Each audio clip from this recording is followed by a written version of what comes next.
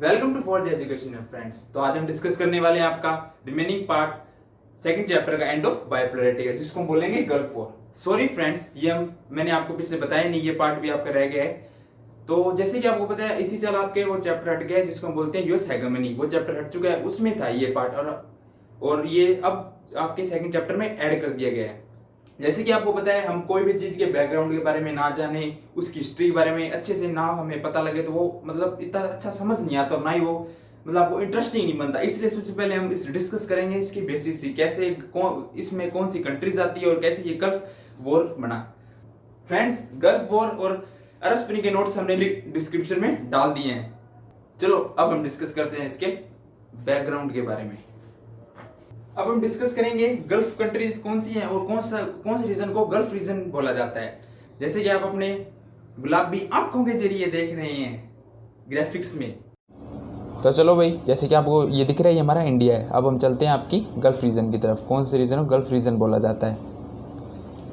आप मैप के जरिए देख रहे हैं, ये मेनली 6 कंट्रीज़ को गल्फ रीजन बोला जाता है। कौन सी 6 कंट्रीज? सबसे पहले आएगी आपकी सऊदी अरेबिया, फिर ओमान, फिर यूएई, फिर कतर, फिर बहरीन, फिर कुवैत। ये मेनली इन कंट्रीज़ को मेनली क्या बोला जाता है?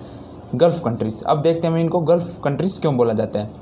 जैसे कि आप देख रहे होंगे मैप के जरिए, इनकी बॉर्डर टच करती है पर्शियन गल्फ को। किसको टच करती है? पर्शियन गल्फ को। इसकी वजह से इनको गल्फ कंट्रीज़ बोला जाता है।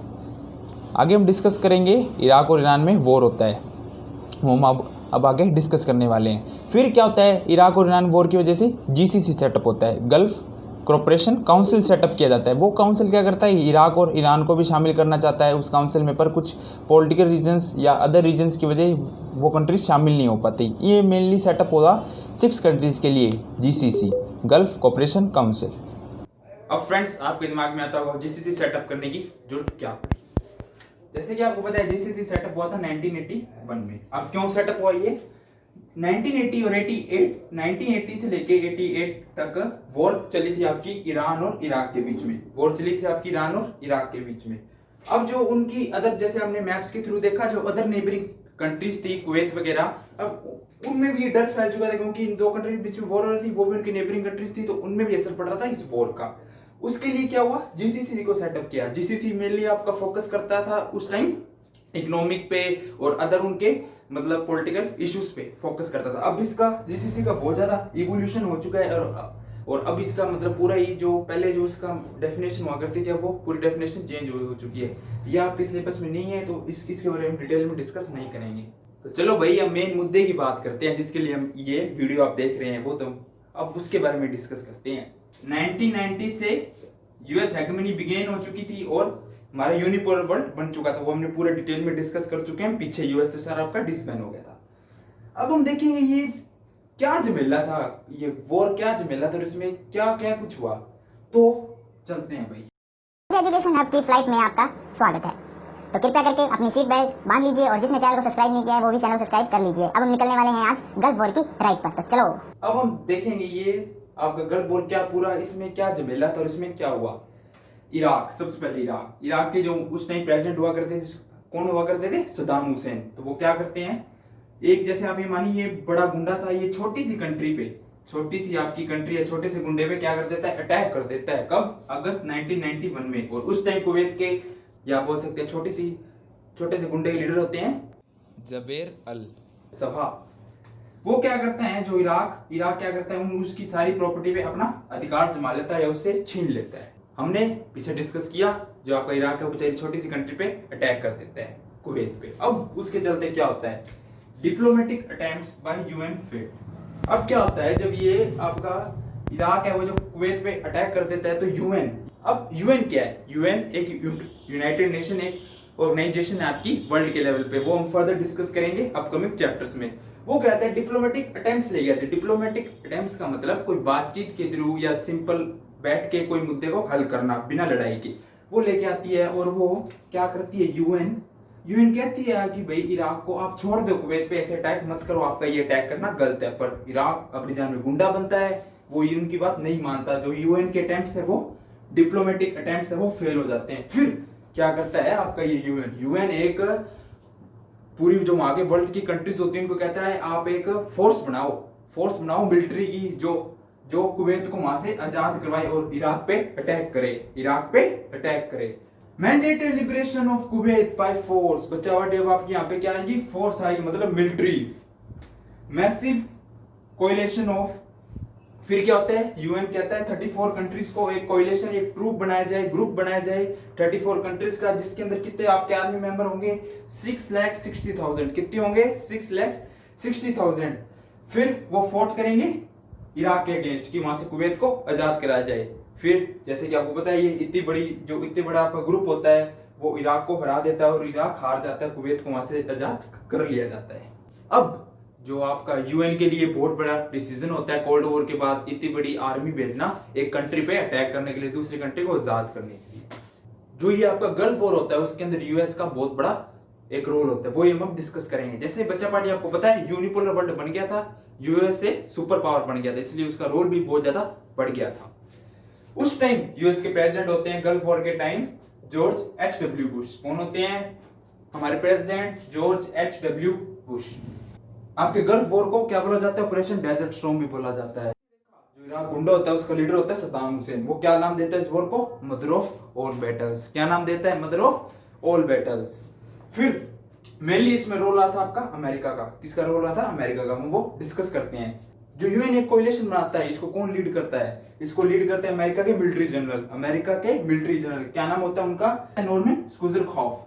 वो क्या फिर क्या आता है, जो nearly 75% of coalition forces from USA, जो 6,60,000 की जो आर्मी बनती है उसमें 75% अमेरिका के सोल्जर्स होते हैं। कितने, 75% अमेरिका के ही सोल्जर होते हैं। अब हम डिस्कस करते हैं अमेरिका का इस वॉर में क्या सिग्निफिकेंस रही और क्या इंपॉर्टेंस रही। सबसे पहले आएगा revealed technology gap between US and other states. अब क्या हुआ, यूएस की टेक्नोलॉजी गैप हमने दिखने लग गई। अब हमने दिखने लग गया कि यूएस टेक्नोलॉजी में यहाँ है और अदर स्टेट्स, अब जिस स्टेट्स को यहाँ मेनली रेफर किया गया अदर कंट्रीज से, वो यहाँ आती है। मतलब यूएस की टेक्नोलॉजी बहुत ज्यादा बेटर थी अदर कंट्रीज से। फिर यूज ऑफ स्मार्ट बॉम्ब्स, इसकी वजह से जो वहां पे स्मार्ट बॉम्ब यूज हुए, यूएसए ने स्मार्ट बॉम्ब यूज किए, इसकी वजह से इस वॉर को कंप्यूटर वॉर भी बोला जाता है। किसकी वजह से, स्मार्ट बॉम्ब को यूज करने की वजह से इस वॉर को आपके कंप्यूटर वॉर भी बोला जाता है। और ये वॉर था जिसकी लाइव कवरेज हुई थी टेलीविजन पे, जिसकी लाइव कवरेज हुई थी, इसलिए इस वॉर को वीडियो गेम वॉर भी बोला गया। वीडियो गेम वॉर क्यों बोला गया, क्योंकि इस वॉर की लाइव कवरेज हुई थी टेलीविजन पर। अरे बच्चा पार्टी, अगर हम ये नहीं पढ़ेंगे तो आपको अच्छी तरह ना समझ में आएगा और ना इसकी एंडिंग हो पाएगी गल्फ वॉर की। तो शुरू करते हैं। चलो, जो वहां के लीडर होते हैं जॉर्ज H.W. बुश, वो क्या होते हैं, इराक वॉर के बाद इलेक्शन हार जाते हैं। क्या होते हैं, यूएस प्रेसिडेंट इलेक्शन हार जाते हैं 1992 में। कब हार जाते हैं, 1992 में यूएस इलेक्शन हार जाते हैं।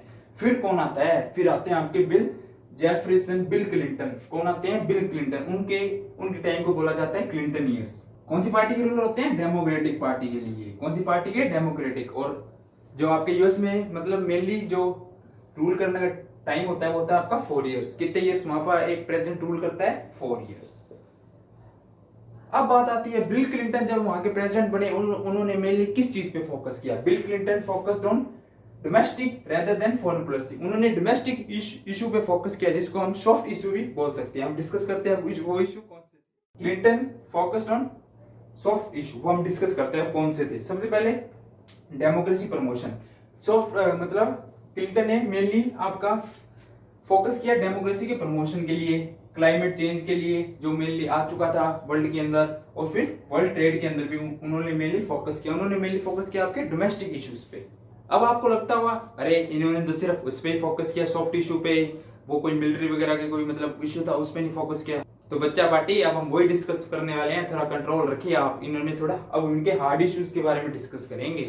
तो अभी बच्चा पार्टी अब चलते हैं हार्ड इश्यूज की तरफ। क्या हार्ड इश्यूज रहे, सबसे पहले 1999 में क्या होता है, यूगोस्लाविया इशू आता है। अब हम देखते हैं उस इशू में क्या होता है। यूगोस्लाविया की जो वहां की गवर्नमेंट होती है वो सप्रेस करने लग जाती है किसको, आपकी अल्बानियन पॉपुलेशन को। कहां पे, कोसोवो में, जो आप मैप में देख रहे हैं।